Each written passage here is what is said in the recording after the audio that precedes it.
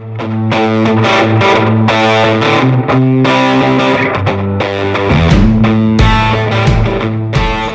ganas de hablar con Jorge Chamorro. Puedo decir muchas cosas de Jorge. Tiene dos virtudes que para mí son esenciales para la formación de un analista. Tiene un manejo clínico increíble y una capacidad de transmisión que es única. Él me permitió encontrar y purificar mi estilo. Me permitió llevar mi análisis hasta el punto conclusivo. Fue con él que pude sostener un deseo que no se detiene en el obstáculo. Por el contrario, que hace del obstáculo su combustible. Y también, gracias a su trabajo, pude concluir que el deseo lo es realmente cuando se posterga, cuando se transforma en algo impostergable, cuando se articula el acto. Anoche le escribí un WhatsApp para hablar con él y me contestó tardíamente, a última hora, me contestó, lo hacemos mañana, ¿no? Bueno, así es, Jorge, y quería hablar con vos, Jorge. ¿Cómo estás llevando la cuarentena? Bueno, nosotros bien. Somos privilegiados en la cuarentena. Mucha gente del país no puede trabajar y nosotros dentro de la cuarentena podemos seguir trabajando. Esto hoy es realmente un beneficio increíble que la mayoría del país no tiene y que nosotros podemos trabajar clínicamente con nuestros pacientes, pero también trabajar dando nuestras clases en la universidad, en nuestro Instituto Clínico de Buenos Aires. O sea, tuve una impresión al principio que tenía tiempo libre para leer novelas, etcétera. Bueno, pues no lo tengo más porque se restablecieron todas las actividades que tenía antes. Entonces, y algunas agregadas, increíbles también, producto sorprendente de la virtualidad que uno no ejerce normalmente. Por ejemplo, tengo un grupo de estudio de 15, 20 personas los días jueves. Uno de los miembros del grupo que entiende de estas cosas me dijo, armemos el grupo virtualmente. Yo le dije, de ninguna manera. ¿Para qué? Es que esperemos, que no hay ninguna urgencia. Dijo, lo quiero armar. Bueno, está bien, armalo. Lo armó con un tema que me pareció sintomático, crucial para los psicoanalistas hoy, que es el psicoanálisis por teléfono. Yo lo llamé, el título que le di, poner una reunión para dedicar psicoanalistas al teléfono. Es todo una ironía, ahora te explico por qué. Y me dijo, bueno, ok. A las 2 horas empezó a decirme, puede venir fulano de tal que quiere participar de la reunión, puede venir. Sí, que vengan. De otro grupo, de gente amiga de los que participan, si podían venir. Cuando llegamos al número 50 miembros de ese grupo, jamás podría reunir ese grupo 50 personas en mi consultorio. A mí no me avisaron, ¿eh? No, bueno, empezó a circular así, y de pronto llegamos a 100, límite de la virtualidad. Y se armó una reunión muy importante para la gente, creo, de todas las que yo escuché, y para mí mismo, con un impacto muy fuerte en muchas de las personas que participaron, de las 100 personas que participaron en esta reunión, en su clínica muy concreta, que me parece que yo tengo una idea sobre eso, por eso lo llamé psicoanalistas al teléfono, porque hay una historia con esto, con la virtualidad. Y entonces hicimos la reunión con 100 personas. Este jueves la volvemos a hacer.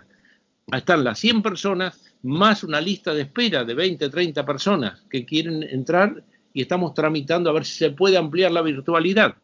Por eso digo, esta reunión es impensable, jamás hubiera hecho esa reunión. Me la produjo la virtualidad, me extendió los límites de mi consultorio, las paredes se corrieron y apareció la virtualidad con sus propios límites, que en este caso son 100.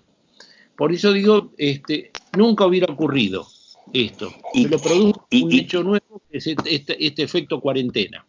¿Y cuál es la historia y cuál es la ironía de todo esto? La historia es la siguiente, como en tantas cosas, yo siempre, hace muchos años, trabajo con el teléfono, con gente del exterior, argentinos, que tienen la pasión que tienen por el psicoanálisis, que tienen por el psicoanálisis, pero que viven en otros países.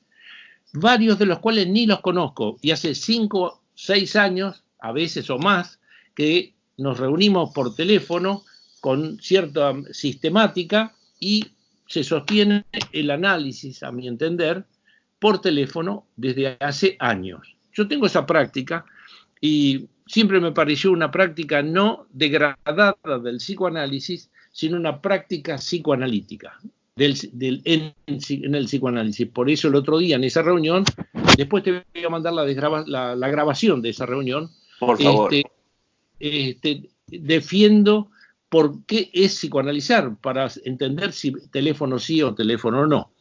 El otro día, hace años, presenté en un congreso internacional, por supuesto, esta relación teléfono, WhatsApp y todo eso, en defensa del psicoanálisis en eso, y por supuesto, la primera cosa que escuché de psicoanalistas franceses, algunos argentinos afrancesados también, eso no es psicoanálisis.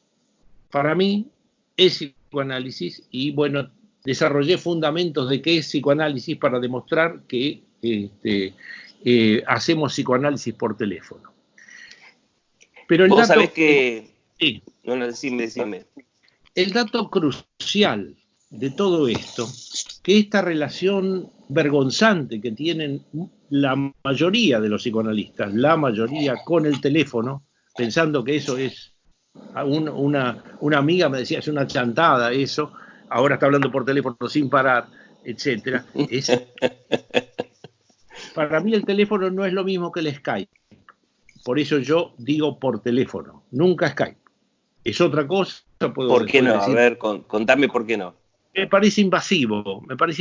Me meto con la cámara en la casa de mis pacientes, se meten en mi casa, y para mí el psicoanálisis, especialmente el psicoanálisis, tiene mucho que ver con eso que Lacan llama la pulsión más cercana al inconsciente, que es la pulsión invocante, o sea, la relación con la voz. Y bueno, todo eso,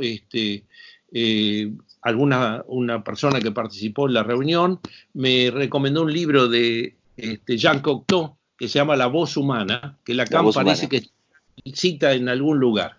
Uh-huh. Y parece que alguien va a presentar eso en la próxima reunión y vamos a presentar algunos casos clínicos telefónicos para ver si hay psicoanálisis o no. Esa es la idea. Por eso siempre fui criticado, por eso como con tantas cosas, con esto que yo llamaba, como digo, también hay desacuerdo, yo hago psicoanálisis de pareja y psicoanálisis de familia, porque a mi entender, y todo lo enuncié en una frase de Masfrota que dice, allí donde circula la palabra, un psicoanalista siempre tiene lugar, a donde circula la palabra. Y siempre y cuando no intervenga con la manguera del bombero. Esto es... Con la manguera del bombero. La manguera del bombero. Y me decía, en aquel tiempo yo trabajaba con grupos terapéuticos, y me decía, sí, ¿qué se te puede reprochar? Hay palabra, hay psicoanalista. ¿Y la manguera del bombero cuál sería? Y el sentido, dar sentido a todo. Ah, sí, exactamente. Claro. Es, bueno, esa... Vos sabés que... una cosa que te dejo preguntarme. El efecto impresionante que yo en un momento me pregunté qué hice, porque era masiva la respuesta de gente que me decía, dejé a pacientes colgados. Yo ahí lo que digo, que el analista autoriza y sostiene el acto, y que el analista no puede admitir que pacientes de años digan, como me dijo una paciente que se la cuestioné severamente, que iba a dedicar, en vez de analizarse estos meses, iba a dedicarse a hacer una tesis para una maestría. Esto es, el analista es el responsable de hacer a sus analizantes lo que se llama la elección forzada. Pero los analistas, en vez de la elección forzada que dijeron, en vez de decir pasamos al teléfono, ofrecieron el teléfono. ¿Y quién de los neuróticos tienen ese problema? Empiezan a elegir, a mí el teléfono no me gusta. Te puedo mostrar recién, una paciente me dice, no, yo voy a esperar a que podamos vernos, no por teléfono. Una paciente que está en entrevista, que no está en el IVAR. Entonces le contesto, muy excelente, nos vemos el 3 de diciembre a las 10 de la mañana. Me dice, me da risa, me provocás risa. Le digo, a eso me dedico, del drama con el que me vino a ver, a la comedia, o sea, a la risa. Voy el lunes que viene, me dice. Vos sabés que, si bien, bueno, yo reconozco que he aprendido mucho de vos, nunca hablamos de esta temática. Sin embargo, siempre me pareció que la cuestión de la atención por otras vías, que la presencia física era posible, y la vengo ejerciendo hace muchos años también, y me parece que a partir de entonces se configura una clínica y una práctica que hay gente que quizás no tiene, y que rechaza, y hay que decirlo de esta manera, se puede rechazar de plano a partir de un prejuicio, si no se hace la experiencia, digamos, ¿no? Sí hay siempre ribetes que uno puede encontrar. Por ejemplo, se cita mucho, quería preguntarte sobre dos aspectos, porque también hay cuestiones que cambian, y esto es una realidad. Una, que es el tema a debatir, me parece, tiene que ver con la presencia del analista, donde Lacan en el seminario 11 plantea la cuestión de cómo el cuerpo introduce de alguna manera la presencia. Lo que yo planteo, a ver si estás de acuerdo, es que si bien el cuerpo introduce la presencia, Lacan no dice que no se puede introducir de otra forma, como por ejemplo, como vos decías, por medio de la voz, ¿no? Entonces te quería preguntar por eso, que esa es una de las objeciones que en general ponen quienes tienen esta perspectiva contraria a la atención por otras vías que no sea la presencia física, ¿no? Claro. Digamos, yo trabajé un año sobre esta frase en un seminario sobre la presencia del analista, porque dialogaba con este tema de la presencia. En el seminario 11 dice una cosa, en el seminario 11 y dice otra en el 23 en el síntoma. En el 11 dice, la presencia del analista, no recuerdo que esté el cuerpo ahí, dice, es una manifestación del inconsciente. Exactamente. Es una manifestación del inconsciente. Habrá y que del inconsciente del sujeto. Sí, claro, claro. Y en el 11, en el 23, en el síntoma, dice, el analista, el psicoanálisis no es el síntoma, es el psicoanalista el síntoma. Yo lo que desarrollé son dos formas de responder a la presencia del analista cuando es una manifestación del inconsciente y cuando es el síntoma, con dos formas de interpretar. Una, la interpretación simbólica, y la otra, la interpretación por el equívoco. Como manifestaciones, el analista en tanto síntoma no interpreta con el significante, interpreta con la letra o con esa figura que es reducción del significante a la letra, o sea, hacia el uno solo. Por eso decía, cuando es manifestación del inconsciente, el analista interpreta con lo que llamamos un S2, que hace articulación y efecto de significación. Yo lo había pensado no en relación al cuerpo, que me parece que ahí no aparece muy presente, sino en relación a la forma de interpretar, siendo una formación del inconsciente y siendo el síntoma, que responde a los dos tiempos de la interpretación en Lacan. Esa era la idea. Una cosa, porque es cierto que con la presencia el cuerpo tiene una función en la relación con los pacientes. No es lo mismo dar la mano que dar un beso, que abrazar a un paciente. Y eso juega a veces un papel transferencial muy importante. Es decir, en mi experiencia hay algo a veces del abrazar que es una forma de contacto con el paciente, y hay otra forma que es el beso o la mano. Y variaciones de todo eso. Es cierto, eso no se puede hacer por teléfono. Es cierto, eso es una omisión.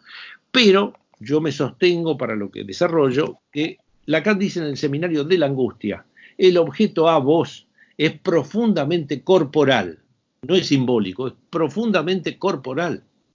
Y me parece que es interesante todas las figuras que aparecen de la voz. Cuando está solo la voz, no está el cuerpo.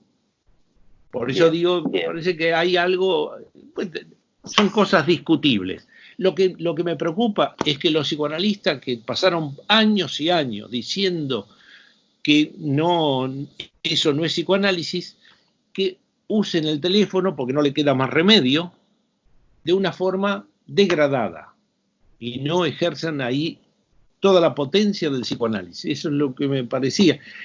De entrada, psicoanalistas que no son niños, sino que tienen largamente más de 65 años, suspendieron 15 días. No es el problema. Esos psicoanalistas de más de 65 años no pueden ir al consultorio hasta fin de año, meses, aunque se circule. Los de más de 65 se tienen que quedar en su casa hablando por teléfono, salvo que estén dispuestos a morirse en el camino. Eso es lo que me digo. Es decir, por eso a lo mejor hay como Lacan dice que el psicoanalista es la figura del héroe trágico, a lo mejor han tomado lo trágico y saldrán a los consultorios. O sea, los psicoanalistas de más de 65 años, por más que los gobiernos digan circulen, se tienen que quedar en su casa y no ir al consultorio. Esa es mi idea. O sea que esto en concreto va a durar meses para los psicoanalistas de más de 65 años. Claro. Hay un tema que me parece que es central acá para trabajar, que es la cuestión de la resistencia, que lo que yo planteaba precisamente es que no vaya a ser, como suele pasar, la de los analistas, digamos, ¿no? Pero cómo se juega la resistencia y qué tratamiento hay que darle, ese es un punto interesante, porque es como vos decís, si uno lo plantea como una posibilidad abierta, y un neurótico obsesivo entre la duda y seguir así, vale la duda, digamos, por ejemplo, ¿no? Entonces, ¿cómo tratar la resistencia? Me parece que vos lo planteaste como una elección forzada, pero puede haber resistencia de todas formas, y creo que también hay un punto donde uno tiene que respetar eso. ¿Qué te parece? O para vos es forzar, digamos. Digamos, en la experiencia del otro día, del jueves pasado, que fue esta reunión que te contaba, el impacto para mí fue importantísimo porque todos los que me llamaron después de la reunión me dijeron recuperé 5 pacientes que no les había hablado. Una persona me dice, mi marido, que es psicoanalista, estaba con la mitad de su consultorio y cuando le conté lo que pasaba empezó a llamar a sus pacientes y volvieron todos. ¿Entendés? Y le pasó a todo el mundo lo mismo, a todos los que yo tuve contacto, que son muchos. Sí. Yo tengo conocidos que están casi a full, como estaban antes, y otros que están en veremos, digamos, ¿no? Sí, que son aquellos que le ofrecieron al paciente, a un paciente, a un analizante no se le ofrece, porque eso es estimular al yo que elige, y el yo elige siempre mal. Esta es la cuestión. El yo siempre elige por el camino del acting y no del acto. Entonces el analista tiene que forzar no la persona forzar a que el paciente asuma su trayectoria en análisis.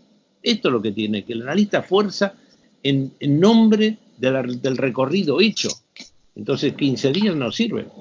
Esa es en todo caso, fuerza para que tenga un lugar el deseo, es a lo que yo me refería al principio cuando te presentaba, digamos, ¿no? Claro, tal cual, me parece que sí, y la verdad sí. Hay un factor que para mí es importante también que tiene que ver con las intervenciones. ¿Vos qué variables pensás en las intervenciones? En el tema del silencio, en el tema del corte de la sesión, en lo que uno, en el tiempo, que es otra de las cuestiones que a mí me parece muy interesante como factor a tener en cuenta, la temporalidad. ¿Qué pensás de eso? Para mí la temporalidad es la misma. Justamente contaba que la práctica intensa de ahora, no tanto y como estamos todos envueltos en lo mismo, que no es lo mismo cuando me llama un paciente de San Francisco, de Los Ángeles, que es otro mundo, y no ahora, sino hace años, ocurría una cosa, que los pacientes y yo mismo involucrados en esta problemática, se generaba una especie de charla acerca de lo que nos ocurre. Y lo que transmití es que en mi experiencia empecé a entender que debía cortar eso, que el encuentro conmigo, analista, no era para charlar de la pandemia, ni sino que había que ejercer me lo inventé así. En vez de decir, hola, ¿qué tal?, decir, ¿de qué vamos a hablar hoy? O sea, instalar drásticamente de entrada, y ahí aparecen cosas distintas, porque hay alguien que va a hablar de un tema personal y varios van a decir, ¿y de qué vamos a hablar hoy? Ah, ¿de qué vamos a hablar hoy? Y de todo lo que nos envuelve. Ah, usted lo envuelve, ¿no? Y entonces empezamos su apego, y es gracioso con un hombre que me dice, yo no quiero estar, pero es mi mujer la que me abre, cada vez que estoy cenando o almorzando, me pone la televisión para ver cuántos muertos y cuántos contagiados hay. Le digo, entonces está claro. Ahora no está claro, pero estaba claro hace tiempo. El problema es la mujer, no la pandemia. Entonces dejemos de hablar de la pandemia, hablemos de la mujer. Todo eso parte de que no dialogamos, sino que hablamos. Es lo que Lacan llama cuídense de comprender. Y sí, a todos nos pasa lo mismo, que es la adicción del obsesivo. Es decir, a mí me pasa, pero a usted también, que esta situación ofrece un poco esa particularidad. Bueno, lo otro que vos cortá cuando te parezca. No, dale, hablemos rápido. Lo otro que me parece interesante es el esfuerzo de los psicoanalistas que se mandaron como este encuentro a hablar de la pandemia y de todo esto en términos universales y generales. Ahí apareció Preciado diciendo una serie de cosas sobre esto, reflexiones que hacen los filósofos sobre esto. Yo ahí me pregunto una cosa, cuando tipos como Zizek, que es un tipo, como sabemos, súper inteligente y hace sus reflexiones, cuando las hace uno y el otro, me llama la atención que se me pierde lo específico del psicoanalista. Los psicoanalistas aparecen filósofos, no se distingue el psicoanalista del filósofo. El otro día vi un trabajo sobre el tema. Y entonces, ¿cuál es el trabajo? Empieza con que Freud dijo, Lacan dijo, y después empiezan los anuncios que Lacan lo anunció que esto iba a ocurrir, lo cual me parece una cuestión muy religiosa, que me hace pensar... ¿No habrá sido Nostradamus? Eso, tal cual, lo dijo Adonai, dice uno. Adonai quiere decir Lacan, ¿no? Que esto, la anticipación, etcétera, y empiezan como con una cosa entre súper intelectual, que para mí no tiene, no todo el mundo, pero en lo que escucho en general, más vaticinios que hizo Lacan y que reproducen ecolálicamente, etcétera, me parece que no es lo interesante, ¿no? Y está el dato clínico, pero está la pregunta, ¿cómo los psicoanalistas piensan este problema? Y para mí es muy difícil pensarlo en términos del universo, o como me decía un obsesivo, ¿del qué vamos a hablar hoy? Del planeta, me dijo. Muy bien, ¿qué otra cosa? El planeta afectado por... No, hábleme del planeta. Y entonces, bueno, me parece difícil precisar cómo los psicoanalistas hablan. Por supuesto, hablan, no repiten a Lacan, a Freud y a todos los que ya conocemos, lo que ya dijeron, lo que anunciaron. No habla, déficit de enunciación, y cuando aparece una enunciación aparece una enunciación medio filosófica o sociológica, peor todavía, ¿entendés? Entonces eso me preocupa, que tenemos que hacer el esfuerzo de responder desde el psicoanálisis. Lo que pasa que si respondemos del psicoanálisis sin más, tenemos que responder de la particularidad de lo que es la pandemia para cada persona. Claro. ¿Entendés? Entonces, nos es difícil llegar a lo universal. Lacan llegó y Freud también, pero a nosotros me parece que ahí hay un salto difícil de saltar, y ahí patinamos. Y hay que salir, quizás ese sea el gran problema con adaptarse a las cosas nuevas, que hay que hacer un esfuerzo por salir de la mera repetición, ¿no? Pero si no lo hacemos nosotros, que trabajamos ese tema en forma digamos, uno de los quehaceres que nosotros tenemos en la clínica, que el sujeto pueda salir de la repetición. Claro. ¿Cómo lo vamos a hacer si nosotros estamos pregonándola todo el tiempo, ¿no? Claro, es difícil, estoy de acuerdo que hay que hacerlo, pero, viste, me molesta tanto cuando veo a los psicoanalistas decir tonterías. No digo que yo no las diga, pero cuando se hace el esfuerzo de pensar el mundo y todo eso, yo escucho enunciaciones muy pobres y que ya las escuchamos, ¿viste? Las escuchamos cuando estábamos en la agitación política y demás, a forzar, degradar los conceptos del psicoanálisis para manifestarse políticamente. Bueno, querido, Bueno. me encanta escucharte y bueno, tenemos esta posibilidad, así que si tenés ganas, volvemos a hablar en otro momento. Cuando guste, vamos hablando y te mando la desgrabación del jueves. Por favor, Jorge.